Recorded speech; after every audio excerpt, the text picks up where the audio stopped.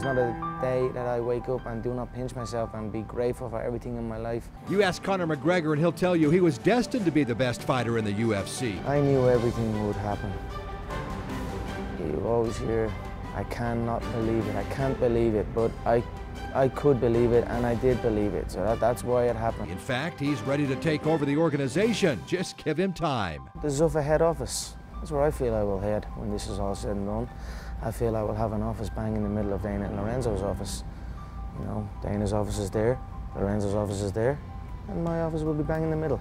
Growing up in Dublin, a big office wasn't in his plans. He was more concerned about taking out the bully on the block. There was many times where I fought, and there was many times where I backed down. So I was no different than any young kid. Sometimes you win, sometimes you lose. McGregor started boxing as a teenager and quickly moved into mixed martial arts. He witnessed his first UFC fight in 2009 and said, "That's what I want to do." He quickly rose up the ranks and found himself in the UFC and hasn't looked back. His last loss was in Ireland in 2010. As one of the two biggest stars in the sport, I asked Conor who would be most proud of his accomplishments, his father or his mother. I think they're both equally proud of me. I mean, to see their son achieve their dreams, they are both big fans of what's happening here. My father is a big fan of the sport since he saw my success, and you know, he showed up at every fight. And then my mother has, I could be doing anything and my mother would have my back. 27 years old and living the life he always dreamed. His fans call him the Celtic Tiger or the Irish Ali.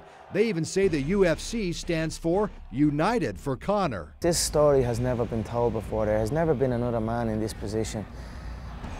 Even in this sport, you know, before me, no one had registered a win inside the octagon, let alone headline events, let alone win world titles. So, coming off his knockout win over Mendez, the featherweight finally gets his chance to fight champion Jose Aldo in UFC 194.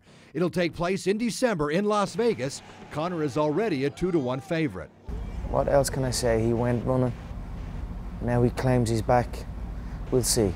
I'll be there like I was there July 11th. The former plumber from Dublin is right where he thought he would be, even challenging boxing's pound-for-pound king Floyd Mayweather. He recently told The Guardian he'd dismantle him in seconds in a fight that would generate $500 million. Who knows? But that's why they're united for Conor in the UFC. Chris Matthews, 8 Sports Now.